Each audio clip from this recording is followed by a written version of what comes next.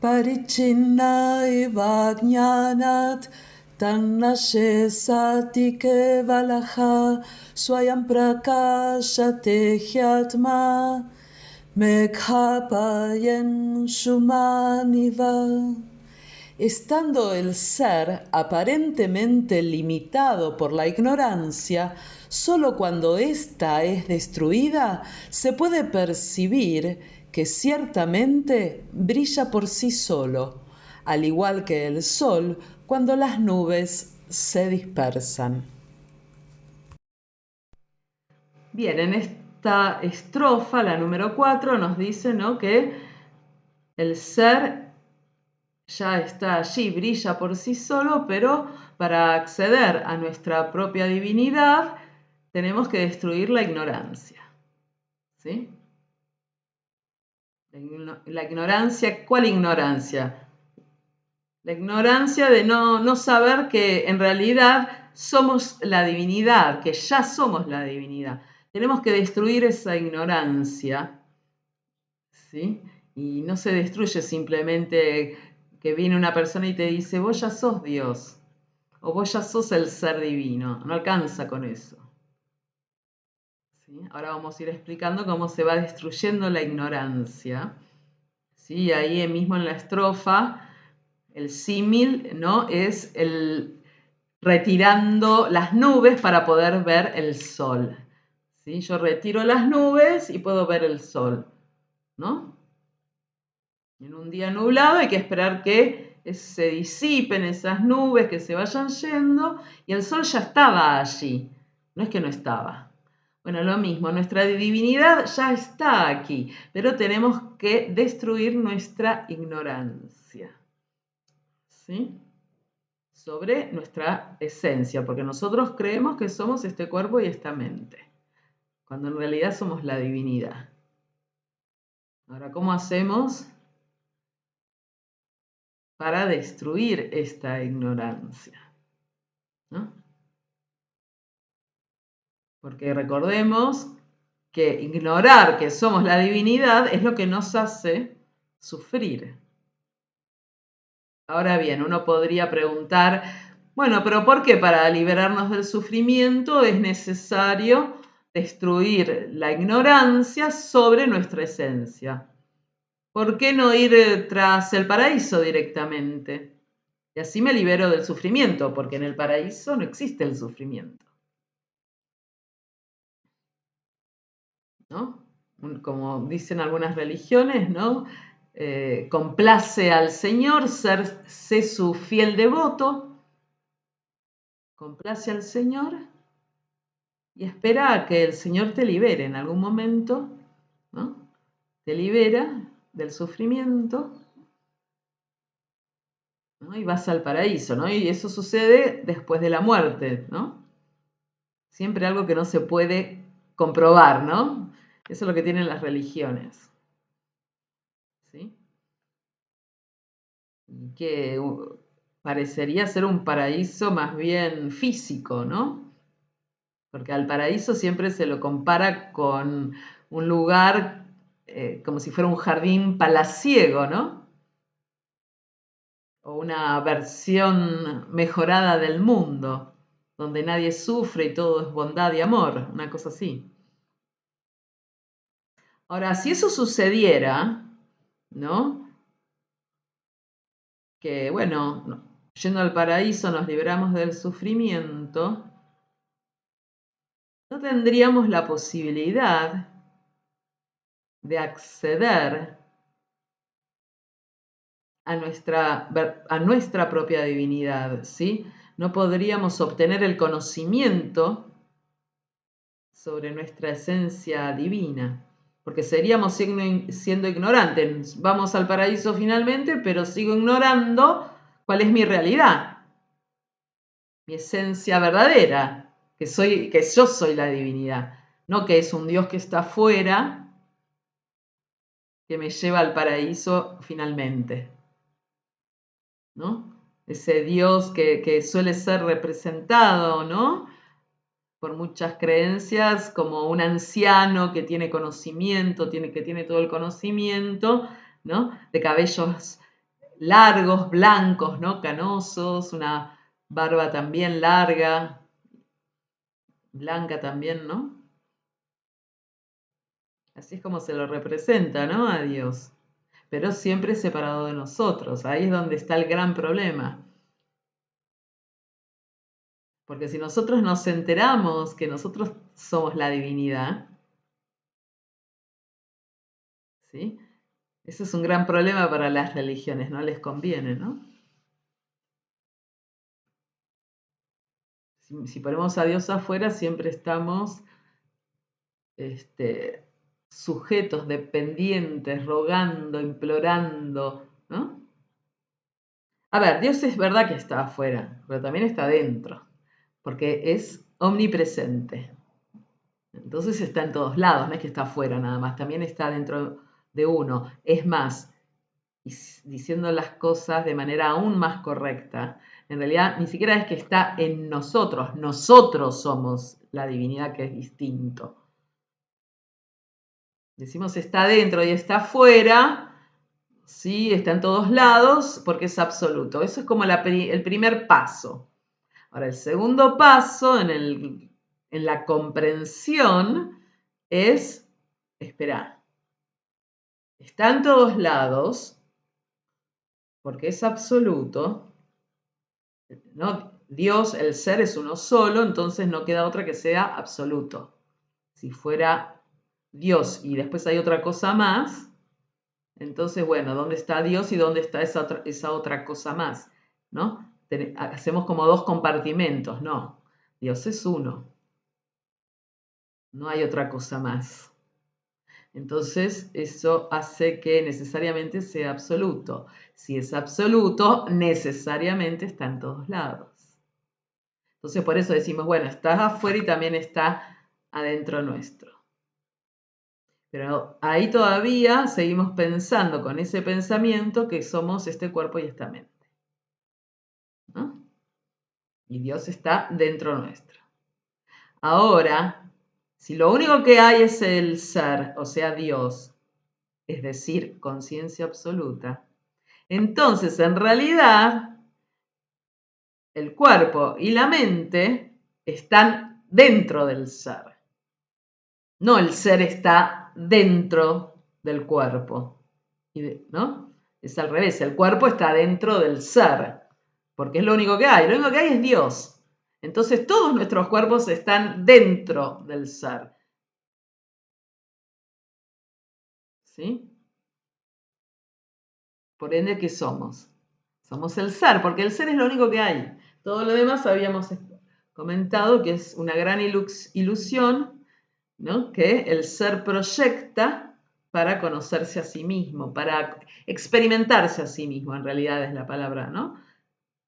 Es lo que habíamos dicho, ¿no? Yo me pongo frente a un espejo para poder ver mi cara o mis ojos, si no, no los puedo ver, ¿no? Entonces, de la misma manera, el ser, ¿sí? Proyecta todo este mundo para poder conocerse a sí mismo, porque el ser es todo lo que es, ¿sí?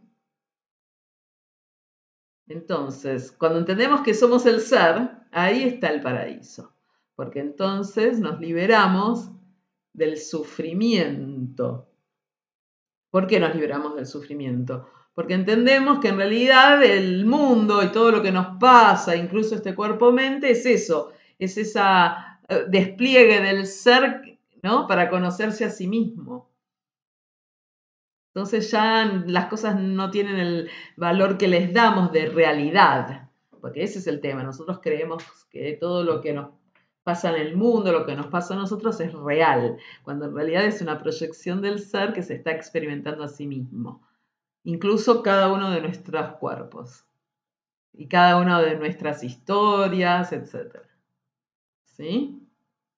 Entonces, el paraíso en realidad está cuando no es un lugar físico, sino es un reconocer nuestra esencia divina. Porque cuando, o sea, se describe, ¿no? Como un lugar, el paraíso, básicamente habíamos dicho como un jardín palaciego, ¿no? una versión mejorada del mundo. Pero ni siquiera tenemos la imaginación como para pensar al paraíso como algo distinto, ¿no? Es como que, bueno, tomamos todas las cosas buenas del mundo y el paraíso es eso, ¿no? Bellas criaturas, ¿sí? Banquetes deliciosos, perfumes, aromas, ¿sí? Todas cosas refinadas, buenos vinos, ¿no? Todo el mundo de repente es bueno, ¿no? Toda la gente es buena, todo es amor, eso es el paraíso, eso es lo que se imagina como el paraíso. Pero la imaginación es solamente una facultad de nuestra mente, ¿sí? Que a su vez está acotada por nuestros sentidos, ¿no? La vista, porque nosotros creemos que el paraíso es todas las cosas buenas que podamos ver acá, ahí están, todas las cosas buenas están en el paraíso, y bellas, etcétera. Todas las cosas que podemos oír, otra vez, los oídos, todas las cosas más lindas, eso está en el paraíso, ¿no? Las cosas feas, no. Lo mismo con lo que degustamos, lo que olfateamos y lo que tocamos. O sea, nuestros sentidos son completamente satisfechos en el paraíso, ¿no? Y te dicen, bueno, si el paraíso está en los cielos, te dicen. Vaya a saber dónde en los cielos, ¿no? Como muy amplia esa idea. Ahora bien, ¿a dónde quedan los cielos? ¿Estamos hablando de los cielos a nivel físico? No. ¿A dónde quedan los cielos si no es en lo más profundo de nuestros corazones, de cada uno de nosotros? Esos son los cielos, los corazones de cada uno de nosotros. Lo que pasa es que si hay un lugar hacia donde nunca vamos es hacia nuestro corazón, ¿no? Siempre estamos acá arriba, ¿no? Y el ego nos quiere acá arriba, porque una vez que vamos hacia nuestro corazón y empezamos a desarrollar nuestra intuición, ¿sí? O otras facultades superiores, al ego no le gusta nada de eso porque pierde la batalla, ¿no? Entonces, el paraíso no es un lugar para satisfacer nuestros sentidos, ¿no? Con bellos paisajes, aromas, exquisiteces, texturas aterciopeladas, ¿no? No. ¿El paraíso qué es? Es el reencuentro con nuestra paz, con la paz eterna, con la dicha renovada. Recuerden que la dicha divina no es lo mismo que una alegría con una experiencia humana, ¿no? Habíamos dicho, es como el agua del río, ¿no? El agua del río, siempre el mismo ejemplo porque es el más certero, ¿sí? El agua del río corre, nunca es la misma agua. Cuando voy a agarrar el agua, ya otra vez, ya siguió corriendo agua, es otra porción nueva de agua, habíamos dicho, ¿no? Entonces, es dicha renovada. ¿Qué quiere decir? Cada vez que regreso a mi divinidad, que conecto con ella, vuelvo a sentir esa dicha como si nunca lo hubiera sentido. Parece siempre fresca, como el agua fresca del río, ¿no? Entonces, la paz y la dicha eternas, ¿sí? Se fusionan en esta bienaventuranza que podemos revivir, ¿sí? A cada instante, cada vez que conectamos con nuestra esencia divina, porque al principio lo que se logra es conectar con la esencia divina como de a ratos, de a momentos. Después, otro paso es cuando conectamos con nuestra esencia divina sin esperarnos eso, porque a lo mejor lo podemos hacer en una meditación, cuando nuestra mente está en silencio, callada, y ¿no? Corremos el velo, que es el falso ser, el ego, lo corremos y ahí podemos conectar con nuestra divinidad, ¿no? Al principio es como vamos a buscarlo a través de una meditación, acallando la mente. Pero después de eso, después de un tiempo, obviamente, ¿no? Nos encontramos de golpe que conectamos con nuestra esencia divina sin tener que ir a una meditación, ¿no? Ahí uno va avanzando en el camino espiritual, de repente se encuentra conectado con la esencia divina y no estaba haciendo nada. A lo mejor si uno estaba tranquilo, obviamente en el medio del bullicio es muy difícil, porque justamente el bullicio de la vida cotidiana está ahí para alejarnos, ¿no? de ese reencuentro con la divinidad, porque, ¿no? Está justamente para distraernos, ¿sí? El mundo es una distracción. Mientras estamos en el mundo, atraídos por las cosas mundanas, ni nos acordamos de nuestra esencia divina. Y cuando estamos sufriendo, bueno, pensamos que tiene que ver también con situaciones mundanas y entonces seguimos distraídos ahora en el sufrimiento, pero siempre conectados con el mundo, ¿no? Tanto para las cosas buenas, para las cosas malas, no importa, pero la idea es que nos distraemos con el mundo y nos perdemos de experimentar o de regresar o despertar a nuestra esencia divina. ¿Sí? Entonces, luego, como decía antes, a veces primero es a través de las meditaciones en general que uno empieza a conectar, después más adelante uno conecta sin darse cuenta, en cualquier momento sucede. Reitero, igual son momentos donde hay tranquilidad, no en el medio de, no sé, del tráfico, obvio, ¿sí? Hasta que finalmente, ¿no? El liberado, el sabio, ya despierta de manera permanente a su divinidad y no es, ya mora en ella, ¿no? Mora directamente ahí, ¿sí? No es que no está en contacto con el mundo, lo está mientras tiene un cuerpo-mente, pero bueno, el liberado, el Buddha quiere decir, o Buda, como le dicen popularmente, ¿no? La pronunciación no es correcta, pero bueno, es la que utiliza la gente en general. Buda, porque la pronunciación correcta sería Buddha. Pero bueno, Buda quiere decir el despierto, el que despertó finalmente, ¿no? A su divinidad. Que no es nada más que una persona específica, eso le puede pasar. Despiertos hay varios, no son muchos, pero hay. Aquí están los que han despertado ya su divinidad, no es que conectan, pero todavía están como en ese, es como que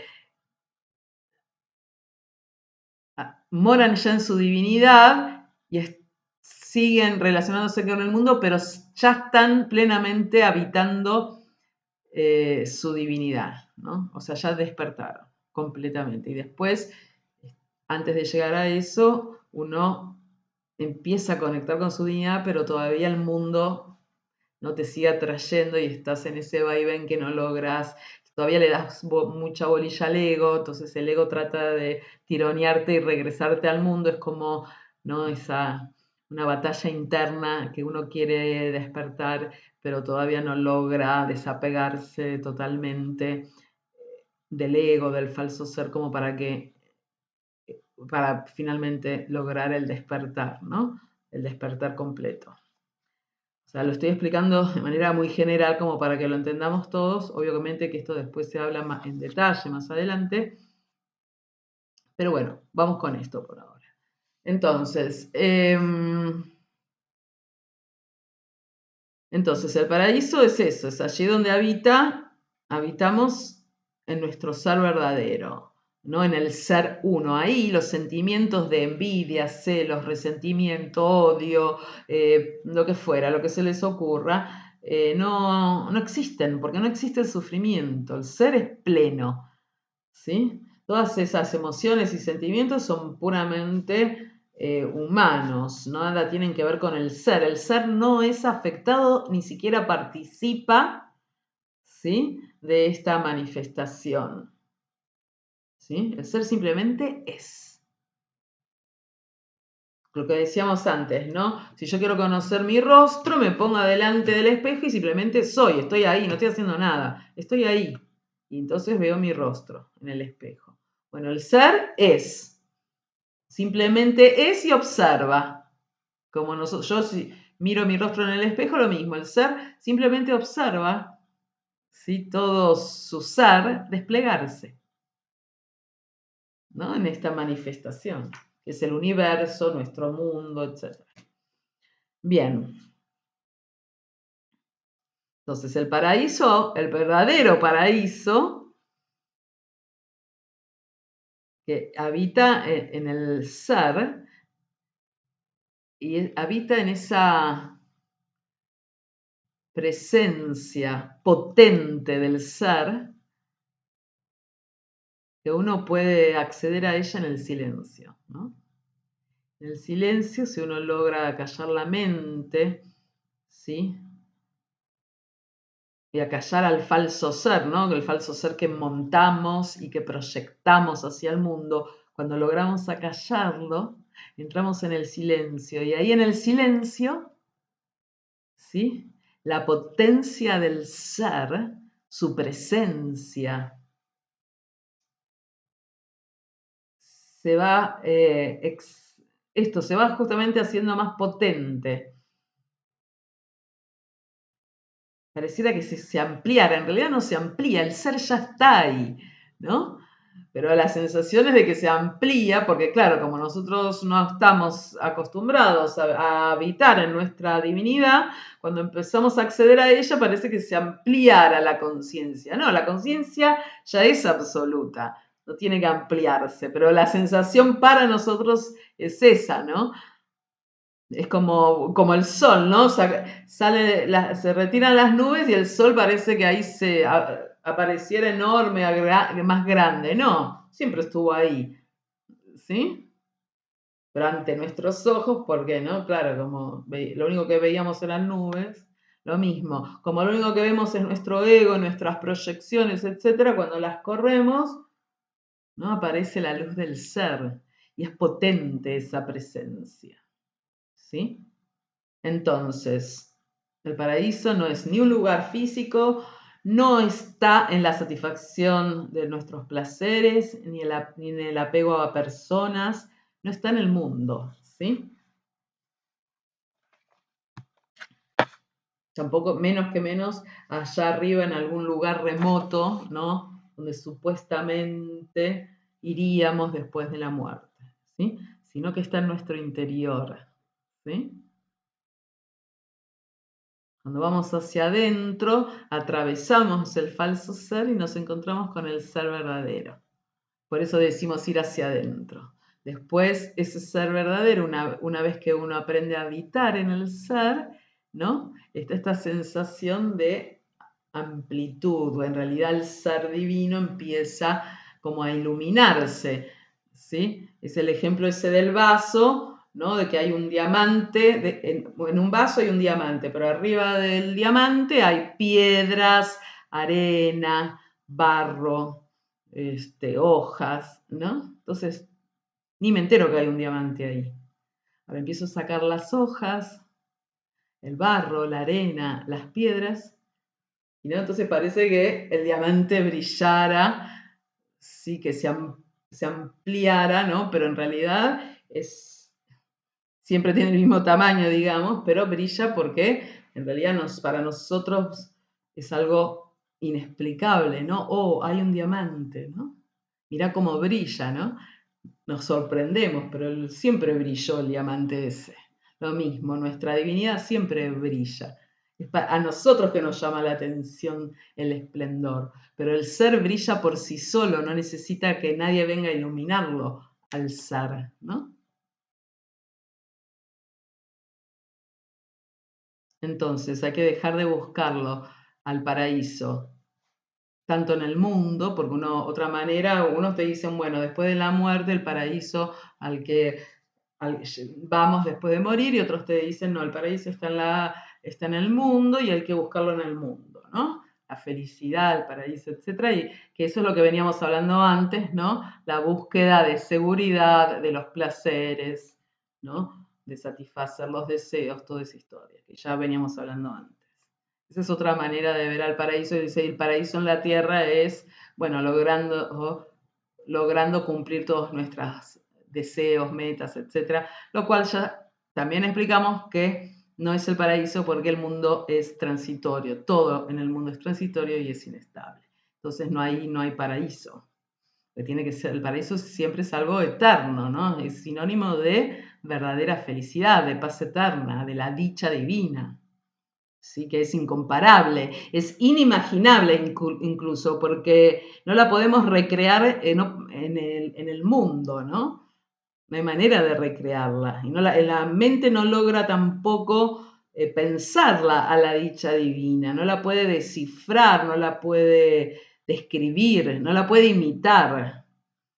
¿Sí? Por eso no se puede recrear el paraíso en el mundo. Como mucho podemos tener una muy buena vida, sí, pero va a tener sus vaivenes. ¿Sí? Por más lujos y por más actividades que podamos hacer, etc. ¿Sí?